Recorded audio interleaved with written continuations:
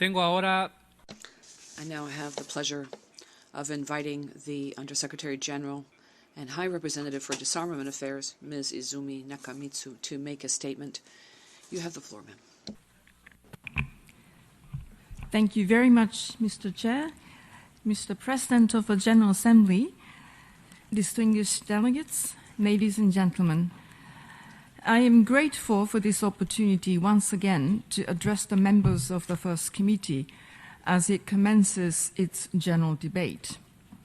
At the outset, I would like to extend my personal congratulations to you, Mr. Chair, upon your election to preside over the work of this committee.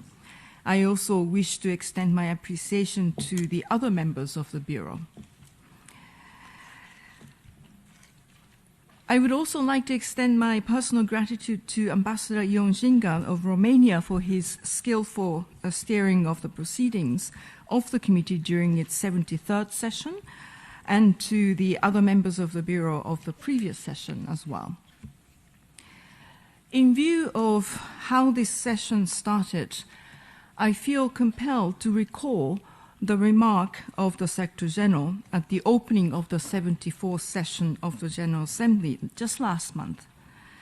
He highlighted the profound expectations people place on our organization and the unique and indispensable forum the General Assembly, in particular, represents. Collectively, we owe it to the people of this world to tackle the pressing issues of our time in a spirit of cooperation and compromise. I ask all of you to start in full the substantive work of this committee's mandate, disarmament and international security. In addressing the General Assembly at the beginning of its general debate, the Secretary General expressed his concern about the global landscape where, in his words, we see conflicts persisting, terrorism spreading, and the risk of a new arms race growing. I echo both the Secretary General's concern for us, leaders, to deliver for we the peoples, as well as his concern regarding the present state of affairs. Military spending, arms transfers, and the incidence of arms conflict worldwide all remain high. Moreover, global anxiety about international security continues to grow as the international security and arms control architecture shows signs of unraveling. It was precisely in response to the deteriorating international security environment and the erosion of international arms control that the Secretary General launched his agenda for disarmament, securing our common future, last year. In his agenda, he aims to place disarmament at the center of global efforts to maintain and promote international peace and security. I wish to express appreciation for thus far 19 states and one regional organization that have demonstrated their commitment to the agenda as champions or supporters. Since we launched the implementation plan in October of last year, we have seen marked progress to more than 2/3 of the actions, but more remains to be done by all stakeholders. Distinguished delegates, ladies and gentlemen, in one of the key pillars of his agenda, disarmament to save humanity, the Secretary General highlighted the existential threat that nuclear weapons pose to humanity. He stressed this threat must motivate all of us to accomplish new and decisive action leading to their total elimination.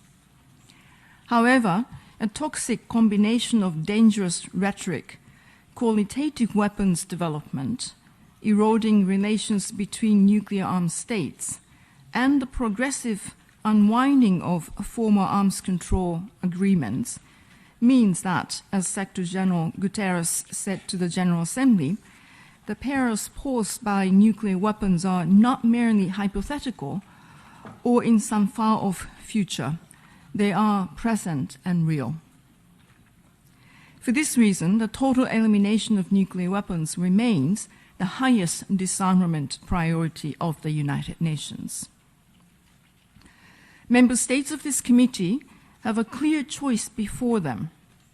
They can either work together to prevent the continued erosion of the disarmament and arms control regime, or they can allow our collective security to be further imperiled by these weapons that pose existential threats.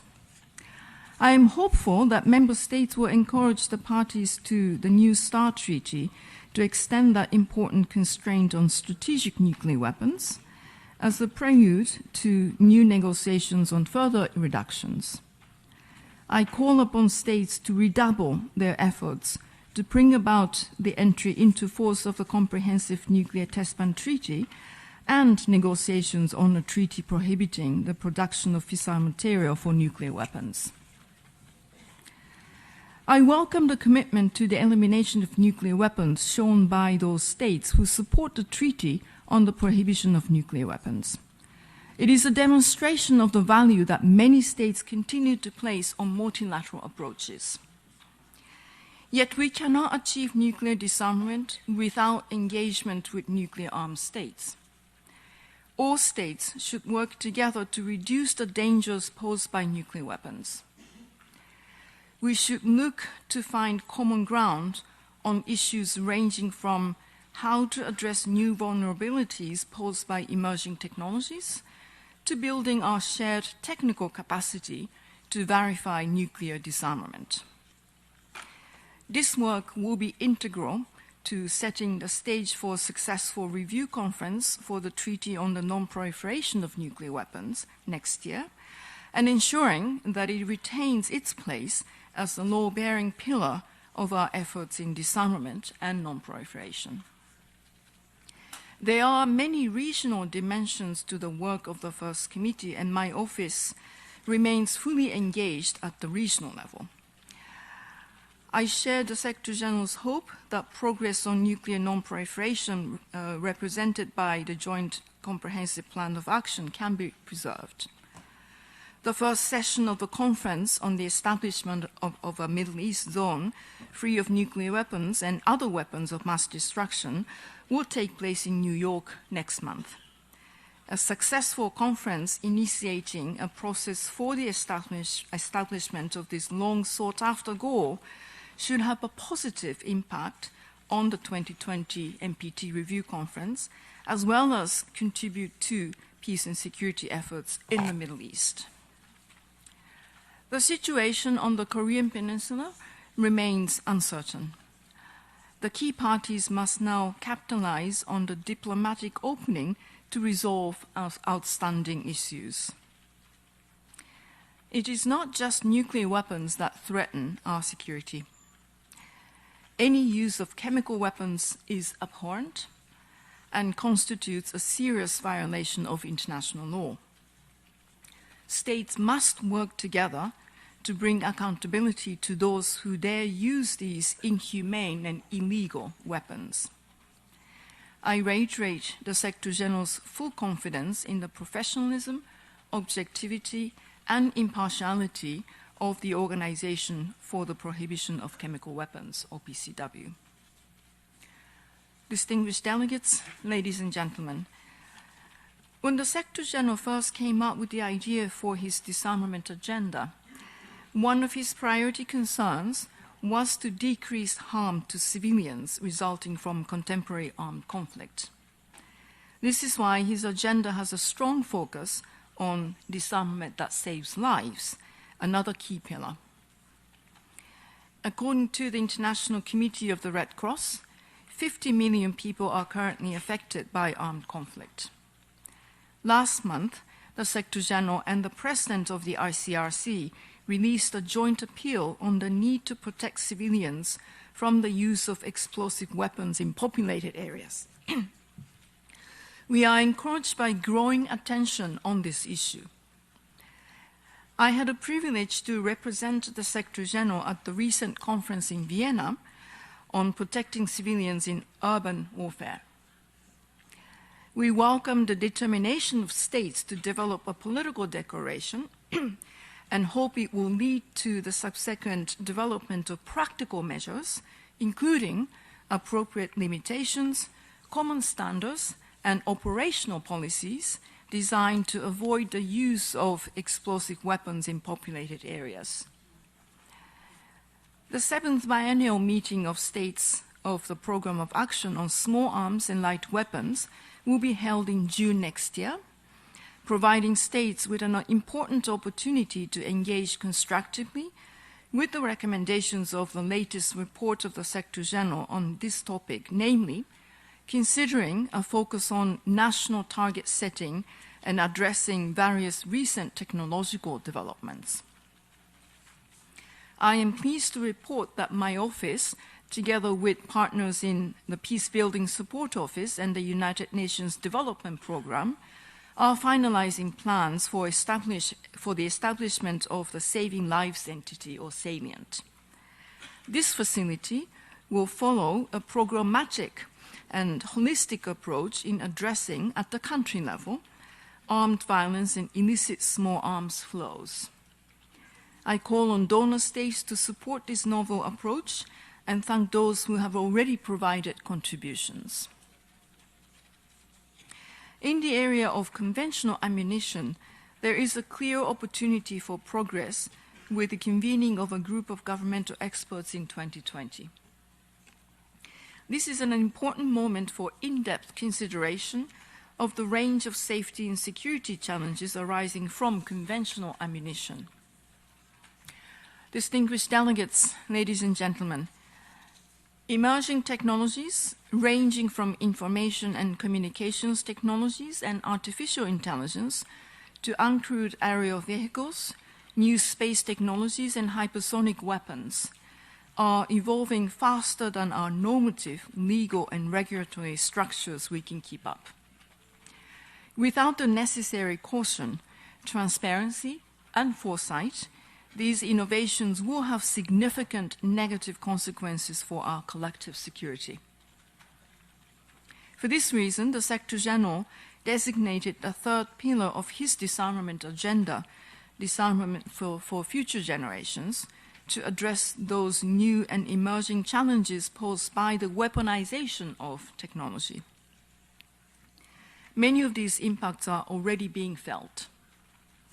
For example, the number and severity of cyber attacks is growing at a rapid rate.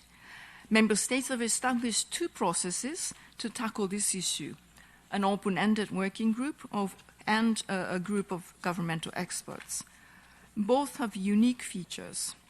The former will hold informal multi-stakeholder discussions, the first of their kind under the UN auspices. The latter is conducting regional consultations to take advantage of innovations taking place in regional bodies. Armed uncrewed aerial vehicles, better known as drones or UAVs, pose unique challenges due to their low barrier to acquisition and the propensity to be used for attacks with low levels of perceived risk. The attacks against Saudi Arabia last month, which the Secretary General has condemned, remind us of a need for focus on this issue from an arms control perspective. The Office for Disarmament Affairs, together with UNIDIR, has suggested measures to increase transparency, accountability, and oversight of UAVs. They remain important and timely objectives to address the overlapping humanitarian and human rights challenges. Commensurate with its increasing importance, states continue to make progress in developing norms to ensure outer space does not become a destabilizing domain of warfare.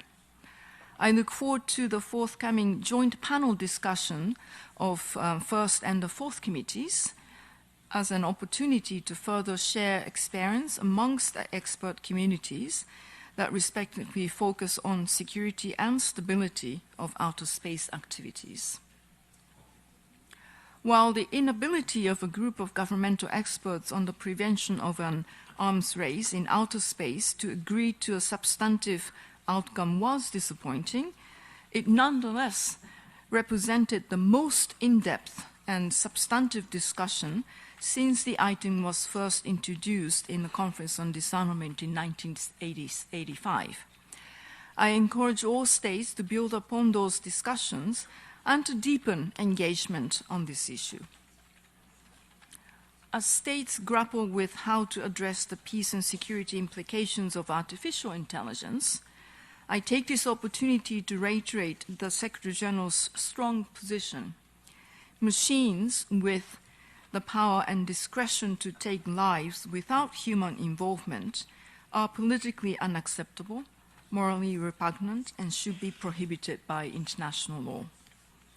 The guiding principles affirmed by the GGE on lethal autonomous weapon systems, or laws, are a step forward, but more work remains to be done to ensure humans remain at all times in control over the use of force. These issues will only grow in importance for the work of this committee. If we are to reap the benefits of technology and mitigate the concerns, it is essential to partner with its progenitors, the private sector and research communities. Likewise, diversifying the voices heard in disarmament discussions will help their revitalization. In his agenda for disarmament, the Secretary General prioritized gender parity as a moral duty and an operational necessity. Despite some progress, the underrepresentation of women and women leaders in disarmament fora and decision-making remains a significant impediment for reaching impactful solutions. This is one reason why I have urged all member states to ensure gender balance in their nominations for groups of governmental experts and other bodies. While I am heartened by the ever-increasing prominence of gender issues in this body, it remains my firm belief that more can and must be done by us all to call attention to and also address the gendered impact of weapons, and to promote the full and equal participation of women in the field of disarmament. I further hope that more delegations will apply a gender lens to their work and take a proactive stance in coordination of gender-related languages across First Committee resolutions this year. Distinguished delegates, ladies and gentlemen, the disarmament machinery works as a barometer of international security. This year, the United Nations Disarmament Commission was not able to hold its substantive session for the first time since 2005. It is no secret in this committee that we have been stumbling in the efforts to commence negotiations at the Conference on Disarmament for more than 2 decades. Therefore, it is more urgent and more important for the First Committee to achieve truly meaningful outcomes this year. My colleagues and I look forward to providing whatever assistance that may be required to ensure that your work will be productive and fruitful in this committee this year. I wish you a successful session, and I thank you very much for your attention.